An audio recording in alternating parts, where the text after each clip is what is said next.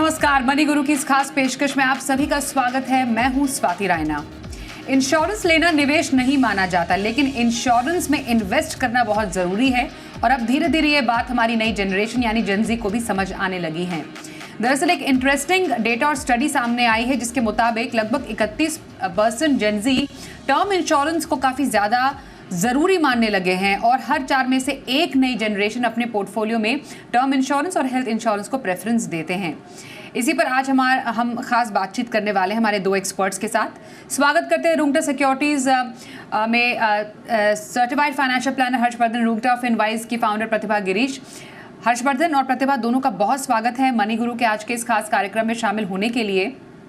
Gen Z जितना smart, जितने techno savvy, जितना अवेयर रहने वाली जनरेशन है और ये जो बात सामने आई है कि किस तरीके से वो चाह रहे हैं कि हाँ उनका जो भविष्य सिक्योर हो, ये बताता है कि उनका जो माइंडसेट है वो किस तरीके से चेंज हो रहा है। कल क्या होगा किसे पता कि उस माइंडसेट से बढ़कर टर्म इंश्योरेंस, हेल्थ इंश्योरेंस के प्रति ट्रेंड बढ़ना ये अपने आप को दर्शाता है। मैं सबसे पहले हर्षवर्धन आपसे इस पर एक राय लेना चाहूँगी। जो स्टडी हमने भी पढ़ी उसके मुताबिक इंश्योरेंस, टर्म इंश्योरेंस या फिर सिर्फ वेल्थ प्लानिंग में ही नहीं बल्कि इंश्योरेंस प्लानिंग में भी जो आज की जनरेशन है वो काफ़ी ज़्यादा रुचि ले रही है। जी हाँ, सो स्वाति देखिए, एक बेसिक पॉइंट ये है कि अवेयरनेस जो है अभी इन मामलों में वो काफी बढ़ चुकी है। सो कोविड एक बहुत रीसेंट फिनोमेना है, जो एक पैंडेमिक था जहां पे लोगों ने देखा कि अगर आप एक हेल्दी लाइफस्टाइल मेंटेन भी कर रहे हैं, आप रेगुलरली एक्सरसाइज भी करते हो, आप अच्छा डाइट भी खाते हो, आप सब कुछ अच्छा कर रहे हैं, लेकिन ऐसी कोई बीमारी आ सकती है जिसकी वजह से आप हॉस्पिटल में भर्ती हो सकते हैं। उसका जो कॉस्ट है वो आज की तारीख में एक एवरेज, अगर हम कोविड का भी कॉस्ट लेते हैं, एक एवरेज कोविड के लिए अगर किसी ने हॉस्पिटल में भर्ती हुए थे, उनका खर्चा करीबन 1.5 लाख रुपया हुआ था। अगर जो थोड़े सीरियस मैटर्स थे तो वो लाखों रुपए में गए थे, वो 10 लाख 20 लाख रुपया, कई जो आईसीयू में काफी लंबी टाइम तक थे उनका तो 30-40 लाख रुपया भी लगा है। सो आई थिंक ये एक रीसेंसी बायस है। मान लीजिए कि अभी कोविड लोगों ने देख लिया, उसके खर्चे लोगों ने देख लिए, अनसर्टेनिटी देख ली, तो आई थिंक ये एक इम्पैक्ट है। और इसको अगर हम क्लब करते हैं अवेयरनेस के साथ, जो हम लगातार बहुत टाइम से बात करते आ रहे हैं कि फाइनेंशियल प्लानिंग का एक बहुत अहम हिस्सा होता है रिस्क प्लानिंग, तो आई थिंक इसका जो असर है वो जेनजी पे आ रहा है। वो समझ रहे हैं, वो ऐसे भी एक अवेयर जनरेशन है कि वो बहुत कुछ पढ़ती है, बहुत कुछ देखती है ऑनलाइन, तो इस मुताबिक इन्हें अवेयरनेस आई है और ये सही मायने में इंश्योरेंस लेना चाह रहे हो। पुराने जमाने में क्या होता था, इंश्योरेंस की बातें होती भी थी तो वो सेविंग्स बेस्ड प्रोडक्ट्स हुआ करते थे, वो एंडाउमेंट प्लान हो गए, होल लाइफ प्लान हो गए। अगर उसी चीज के बारे में बात करें तो सही मायने में इंश्योरेंस नहीं होता। तो ये अच्छी बात है कि हम टर्म प्लान, हेल्थ इंश्योरेंस, ये सब की अवेयरनेस ज्यादा देख रहे हैं जेनजी के साथ। बिल्कुल। और साथ ही प्रतिभा अगर समझे, हेल्थ और वेलनेस इन दोनों ही डिपार्टमेंट में जेनजी काफ़ी ज़्यादा अवेयर होती जा रही हैं। हमने देखा किस तरीके से अगर हम मेल जेनजी की बात करें, अराउंड 65% वेलनेस को तवज्जो देते हैं। वहीं 54% फीमेल जो जेनजी हैं वो चाहते हैं कि वो हेल्दी रहें और उनका जो हेल्थ का जो पूरा सुरक्षा चक्र है वो बिल्कुल दुरुस्त रहे। तो जिस तरीके से ये वेलनेस के साथ हेल्थ और वेल्थ भी जुड़ रही है, दैट मीन्स जो insurance portfolio for a Gen Z has more of insurance also. Absolutely Swati, जैसे अभी हर्षवर्धन ने भी बताया कि ये उन्होंने ऑलरेडी एक्सपीरियंस किया है। 10 साल पहले अगर हम देखेंगे तो हमको लगता था कि हाँ ठीक है, कोई बीमार हुआ लेकिन ये हमारे साथ नहीं हो सकता, हम तो बहुत यंग हैं, हमारे साथ ऐसा कुछ हो ही नहीं सकता। ना ही वो लॉस ऑफ लाइफ का भी लगता था कि हो रहा है, न्यूज़पेपर में पढ़ रहे हैं, लेकिन ये तो 1 इन अ मिलियन है, शायद 1 इन अ मिलियन हम नहीं होंगे। लेकिन अब वो रियलिस्टिकली पता चल गया कि किसी के साथ भी कुछ भी हो सकता है। एंड दे फार मोर, जो यंगर क्लाइंट्स आते हैं हमारे, दे फार मोर वेलनेस ओरिएंटेड, उनका जो बजट होता है, जो एक्सपेंसेस होता है, वो भी उनके मतलब हेल्थ कोच, जिम, ये मेंबरशिप का सेपरेट बजट रखते हैं, दैट इज नॉट कॉम्प्रोमाइजेबल वो वेलनेस के लिए। और ये भी पता करते हैं कि वो अगर हम बहुत स्ट्रेसफुल काम करते हैं, बहुत अच्छा कमा रहे हैं, तो जब हम बीमार हो जाएंगे तो हमें best and best health care मिलना चाहिए। और ये बेस्ट हेल्थ केयर जो है वो कम पैसे में नहीं आता। ये जानकारी हम सबको हो चुकी है thanks to Covid and 2020 and 21। हम सबको पता है कि हॉस्पिटल बिल्स बहुत ही बड़ा हो सकता है, हमारे वेल लेड प्लान्स को मतलब चौपट कर सकता है। इसलिए ये लोग अवेयर होते हैं, हमारे कहने से पहले वो बताते हैं चलो हमने हेल्थ इंश्योरेंस ले लिया। इसमें एक आध गलती कर ही लेते हैं, लेकिन वो हम सुधार देते हैं। बट हेल्थ इंश्योरेंस की जरूरत उन सबको पता चल गई है, so is wellness. And point of conversation भी, जब हम यंगर क्लाइंट्स को देखते हैं तो हमारा पॉइंट ऑफ कॉन्वर्सेशन भी हेल्थ और वेलनेस के अगेंस्ट है, तो definitely it hits a cord somewhere with them. Absolutely. अब ज़रा समझने की ज़रूरत है ये जो पूरा हेल्थ या फिर लाइफ इंश्योरेंस पोर्टफोलियो है, चाहे फिर वो यंग जनरेशन हो या फिर लिटिल ओल्डर जनरेशन हो। यंग जनरेशन के लिए कैसे बिल्डअप करें, लिटिल ओल्डर जनरेशन के लिए कैसे उसको आप रिवाइज कर सकते हैं या थोड़ा सा अपग्रेड कर सकते हैं। हेल्थ इंश्योरेंस अभी फॉर समवन जो बिल्कुल स्टार्ट करें, हर्षवर्धन, पहली सैलरी है, एक जेंजी में भी बिल्कुल यंग जेंजी जो हैं, उनके लिए अगर हेल्थ इंश्योरेंस के इम्पोर्टेंस को समझें, हर कोई ये समझता है कि हाँ ऑफिस में आप जाते हैं, आपके लिए एक मेडिक्लेम पॉलिसी होती है ऑफिस की तरफ से भी, लेकिन सिर्फ उतना ही काफ़ी नहीं है, आपको एक अलग से भी हेल्थ प्लान लेने की ज़रूरत है। तो कौन सी छोटी छोटी बातें हेल्थ इंश्योरेंस के टाइम पर किसी को ध्यान में रखने की ज़रूरत है? तो देखिए स्वाति, पहले तो अगर कोई भी आपके परिवारजन है, मान लीजिए एक परिवार है जिसमें पेरेंट्स मिलेनियल्स होंगे या और उससे भी पुरानी जनरेशन के होंगे, आपको पहले तो ये ध्यान रखना है कि कोई कमाता हो न कमाता हो उसका कोई फर्क नहीं पड़ता, हेल्थ इंश्योरेंस आपके सभी फैमिली मेंबर्स के लिए आपको लेना है। अगर कोई न्यू बॉर्न बेबी है वो, या कोई छोटे बच्चे 3 या 4 साल के हैं, पहले ये माइंडसेट हुआ करती थी कि छोटे बच्चे इन्हें क्या होगा, हम ओल्डर पीपल को इंश्योर करते हैं, जो कमा रहे हैं उनको इंश्योर करते हैं, होम मेकर्स को इंश्योर नहीं किया जाता था। हेल्थ इंश्योरेंस की भी बात कर रहा हूं मैं। तो और अगर पॉलिसी लेते भी थे तो ऐसा था कि जो अर्निंग मेंबर है उसका मान लीजिए 10 लाख रुपया सम इंश्योर्ड है, लेडी मेंबर है, होम मेकर है, तो उनका सम इंश्योर्ड 5 लाख होता था, बच्चे थे तो उनका 3 लाख रुपया होता था। तो हालांकि हमें ये समझना है कि कोई भी बीमारी आपकी कमाती की क्षमता को, या आप जेंट्स हैं, होम मेकर हैं, ऑफिस जा रहे हैं, बच्चा छोटा है इसके लिए 3 लाख की इंश्योरेंस लो, ऐसा नहीं होता। बीमारी किसी की उम्र, किसी की ऑक्यूपेशन, ये देख के नहीं आती। सो प्लीज, आप बच्चे छोटे हो, कमा रहे हो, नहीं कमा रहे हो, हेल्थ इंश्योरेंस एक अच्छी तरीके से लीजिए, जितना आप प्रीमियम अफोर्ड कर सकते हैं, जितना आप जिस शहर में रहते हैं उसका कॉस्ट ऑफ ट्रीटमेंट वगैरह देखिए, और उस हिसाब से आप अपना सम इंश्योर्ड तय करें। अब आते हैं हम कि अगर आप एक जेनजी हैं और अभी आपकी फर्स्ट जॉब लगी है, तो पहली गलती जो आपको नहीं करनी है वो ये है कि आप सिर्फ अपने एम्प्लॉयर के इंश्योरेंस पे डिपेंडेंट रहें। कई लोग ऐसे होते हैं, वो कहते हैं कि मैं क्यों खर्च करूं, मेरा एम्प्लॉयर जिसके साथ मैं जॉब कर रहा हूं वो हमें हेल्थ इंश्योरेंस दे रहे हैं, तो मुझे अपने आप से खुद से लेने की जरूरत नहीं है, मैं अपने पैसे क्यों खर्च करूं। ये बहुत बड़ी गलती है, दो कारणों से। एक है, जो भी एम्प्लॉयर है उनका जो भी कवर आपको देते हैं वो लिमिटेड क्वांटम होता है। वो ऐसा नहीं कि आपको 1 करोड़ या 50 लाख ऐसा कोई कवर देंगे, वो आपको 5 लाख या 10 लाख तक का कवर यूजुअली रहता है। तो अगर उससे ज्यादा आपका कॉस्ट जाता है तो वो आपको बेयर करना पड़ेगा। दूसरी बात, ये हेल्थ इंश्योरेंस जो है वो जरूरी नहीं है कि एम्प्लॉयर आपको हर साल दे। हो सकता है कोई साल में वो डिसाइड करें, कोई भी कारण से, ऐसा यूजुअली होता नहीं है, लेकिन मान लीजिए डिसाइड करें कि हमें आगे से इंश्योरेंस एम्प्लॉयज को नहीं देना है, कोई कॉस्ट कटिंग होगा या कोई भी कारण होगा। कंपनी आप अगर छोड़ दें या कंपनी बंद हो जाए और आप जॉब चेंज करें, अगर दूसरी कंपनी के पास वो इंश्योरेंस नहीं है, या वेटिंग पीरियड है बीच में, जब आप एक कंपनी से दूसरी कंपनी जाते हैं, अगर कूल ऑफ पीरियड है, उस समय आपका क्लेम अगर कोई आ गया तो क्या होगा। सो बहुत सारे कारण हैं। सिंपल लाइन एक है कि अगर आप खुद से कमा रहे हैं और आपको वो कंट्रोल है आपके हाथ में, आप प्लीज एक अच्छा कवर लीजिए। अच्छा कवर मतलब आप जिस शहर में रह रहे हैं उसका एक एवरेज कॉस्ट ऑफ ट्रीटमेंट देखिए। अगर आप मेट्रोज में रहे तो खर्चा ज्यादा होने वाला है, अगर आप छोटे शहरों में तो शायद खर्च कम होगा, तो आप सम इंश्योर्ड कम ले सकते हैं। दूसरी चीज ध्यान रखिएगा, जब आप कवर लेते हैं, आप आज का कॉस्ट एस्टिमेट करके ना लें, आप ऐसा देखिए कि 10 साल बाद भी आपको ये कवर कंटिन्यू करना है। सो हेल्थ ट्रीटमेंट जो है वो 10 साल बाद क्या कॉस्ट होगा, कोशिश करिए कि उतना कवर भी आप बेस पॉलिसी और सुपर टॉपअप के माध्यम से आप अच्छा कवर ले लें। उदाहरण के रूप में बताता हूं, 40 साल पहले अगर मैं अपनी मेडिक्लेम की बात करूं तो 2 लाख या 1 लाख रुपए का मेडिक्लेम था। अगर मैं उस समय सोचता कि भाई 1 लाख 2 लाख काफी है और आज की तारीख में भी 1 या 2 लाख का कवर रखता तो शायद सफिशिएंट नहीं होता।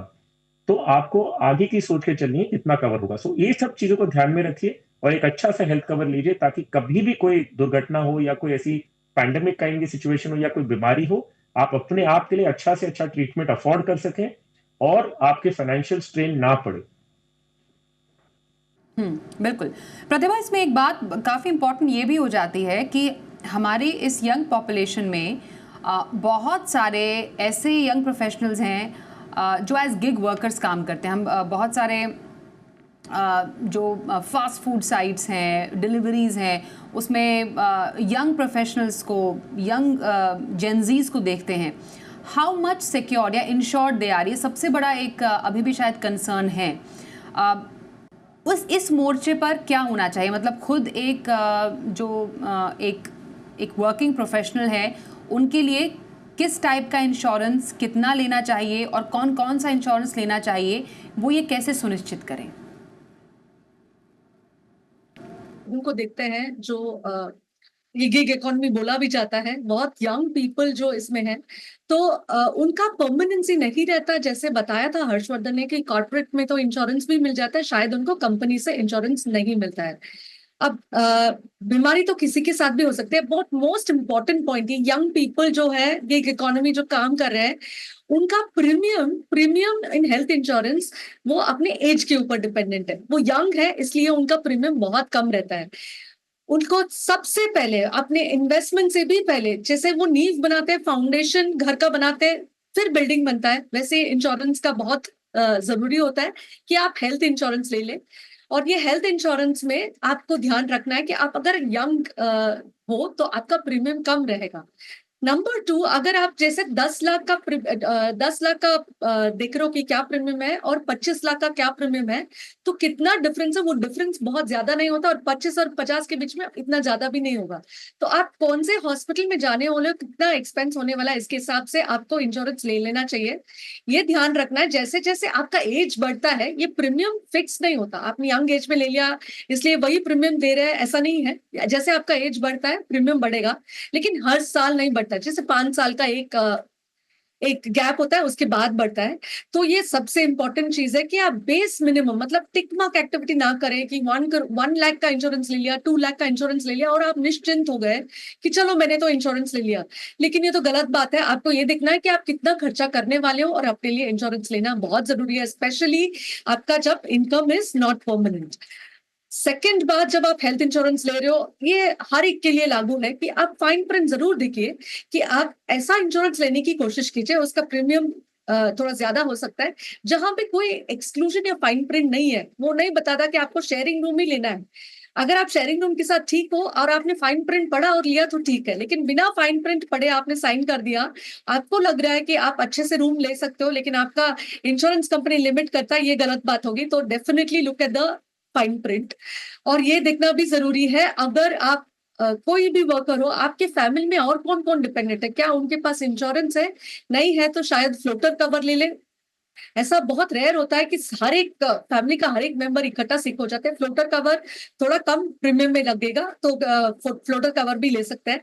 और जब आपका गुड हेल्थ है तभी इंश्योरेंस मिलता है। तो डोंट पुट इट ऑफ कि मैं कल ले लूंगा, परसों ले लूंगा। उस टाइम पे जब आपका हेल्थ नहीं अच्छा है, डायबिटीज, ब्लड प्रेशर कुछ भी हो गया, तो हेल्थ कवरेज मिलना मुश्किल हो जाता है। मिलता है तो भी बहुत सारे लोडिंग के साथ, 40% 50% लोडिंग के साथ मिलता है। इससे better when you are healthy take it, specially जब आप यंग है, तो प्रीमियम आपको पता भी नहीं चलेगा, कम रहेगा। बिल्कुल। तो जितना जल्दी आप हेल्थ इंश्योरेंस लेंगे या किसी भी प्रकार का इंश्योरेंस लेंगे, आपके लिए सस्ता पड़ेगा और आपके हेल्थ और लाइफ के लिए भी एक बहुत ही बेहतरीन सुरक्षा कवच है। एक छोटे से ब्रेक के लिए रुकेंगे, ब्रेक के बाद टर्म प्लान की बात करेंगे और इंश्योरेंस लेने से पहले किन बातों का रखिए ध्यान। दोनों एक्सपर्ट से रहेगी बातचीत जारी, बने रहिए हमारे साथ।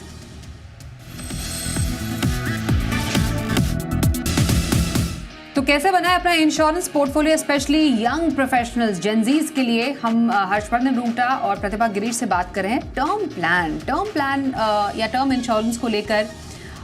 कुछ समय पहले तक थोड़ा सा लोगों में संशय रहता था कि यूजुअली अगर किसी भी इन्वेस्टमेंट से किसी को रिटर्न नहीं मिलता, वो चीज़ उसको भाती नहीं है ज़्यादा। अब टर्म इंश्योरेंस भी कोई एक ऐसा प्रोडक्ट है, क्योंकि डेथ बेनिफिट है, आपके बाद आपके परिवार को इसका फ़ायदा मिलता है, इसलिए लोगों में थोड़ा बहुत इसमें एक हिचक रही है कि टर्म प्लान लेने से मेरा क्या फ़ायदा। हर्षवर्धन, ज़रा बताइए, क्या ये माइंडसेट चेंज हो रहा है? स्पेशली जो हम डेटा देख रहे हैं within Gen Z, term plan को लेकर उनकी रुचि बढ़ रही है। That means they are aware कि टर्म प्लान उनके लिए नहीं है, उनकी फैमिली की सुरक्षा के लिए, फाइनेंशियल सुरक्षा के लिए है। जी हाँ स्वाति, इनफैक्ट सबसे बड़ा माइंड ब्लॉक जो था पहले वो ये था कि हम प्रीमियम दे रहे हैं और हमें एंड में कुछ नहीं मिलेगा अगर हमें कुछ होता नहीं है। सो बहुत डिफिकल्ट माइंडसेट था वो ब्रेक करने के लिए, क्योंकि मैं बात कर रहा हूँ ये करीबन प्राइवेटाइजेशन जब इंश्योरेंस इंडस्ट्री का हुआ था, मैं 99-2000 की बात कर रहा हूँ।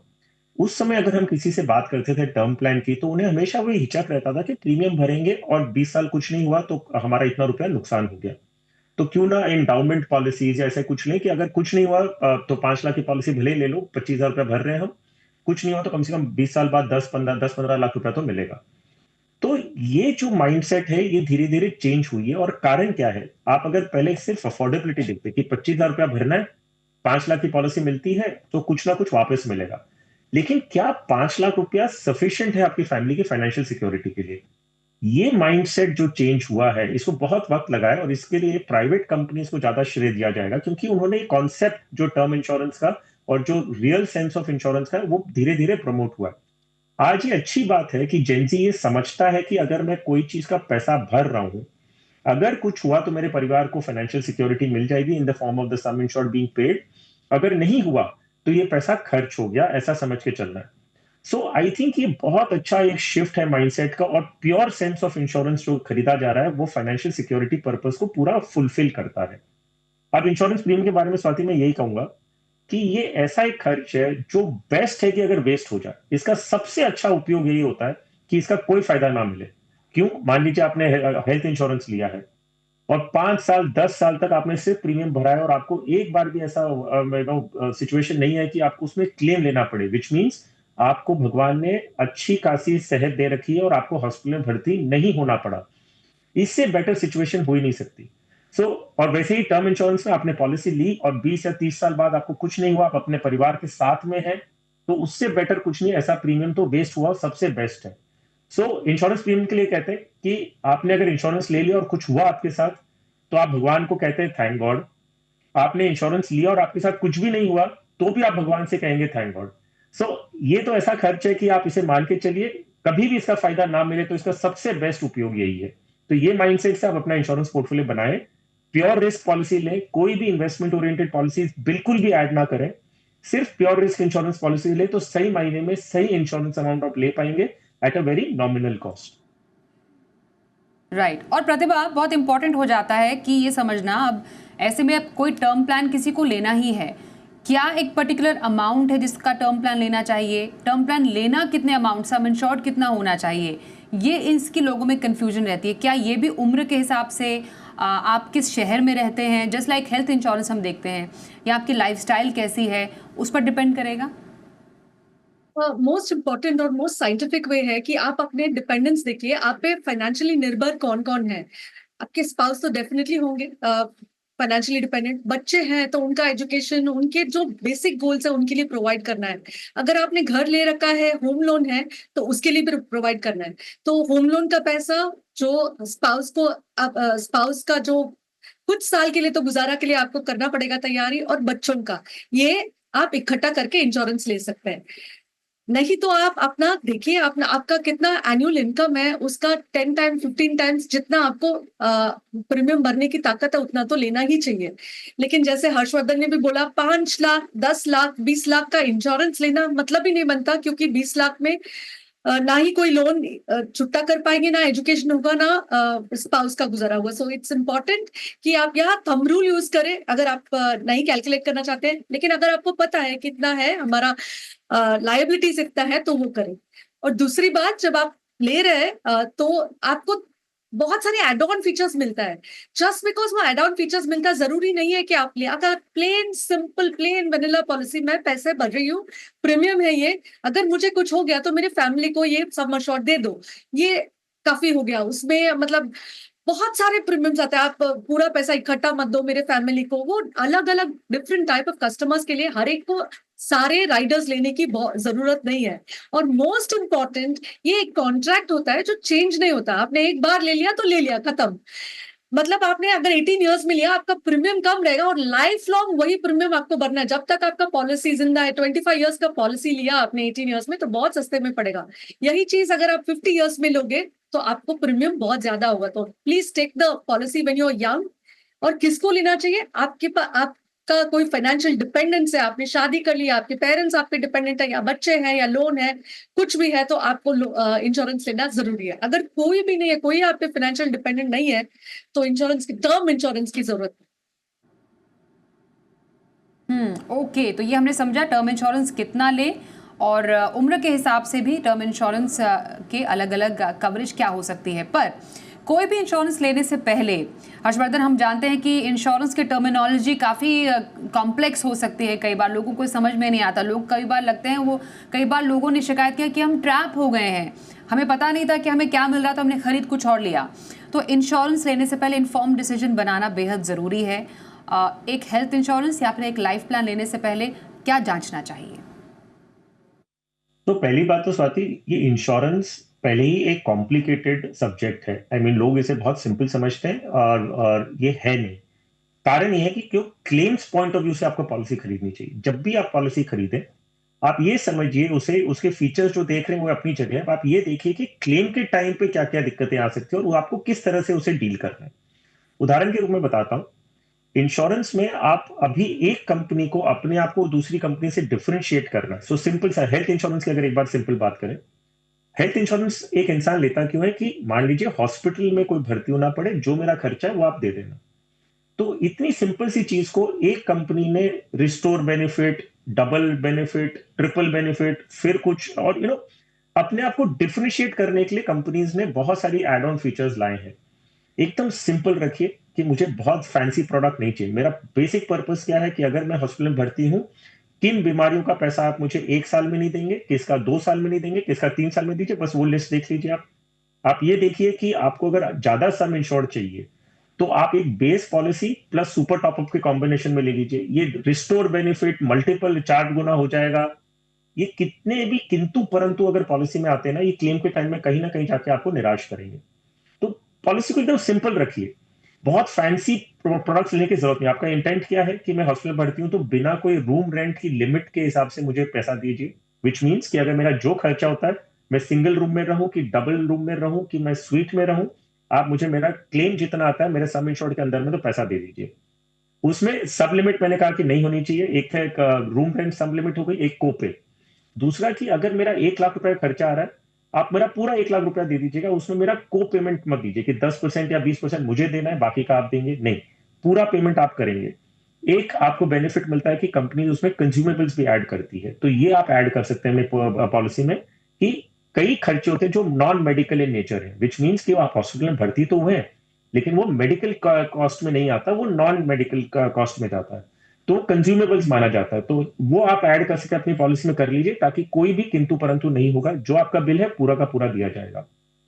वेटिंग पीरियड देखिए कि अगर आपकी प्री एग्जिस्टिंग डिजीज है तो क्या क्या कवरेज, तो बेसिक पॉइंट्स देखिए तो आपका काम जी। तो ये कुछ ज़रूरी बातें हैं। एक अच्छा लाइफ इंश्योरेंस या अच्छा हेल्थ इंश्योरेंस लेने से पहले आपको जिन बातों का ध्यान रखना है। धन्यवाद करेंगे आपका हर्षवर्धन और प्रतिभा हमारे साथ आज इस कार्यक्रम में शामिल होने के लिए। रुकते हैं ब्रेक के लिए, देखते रहिए जी बिजनेस।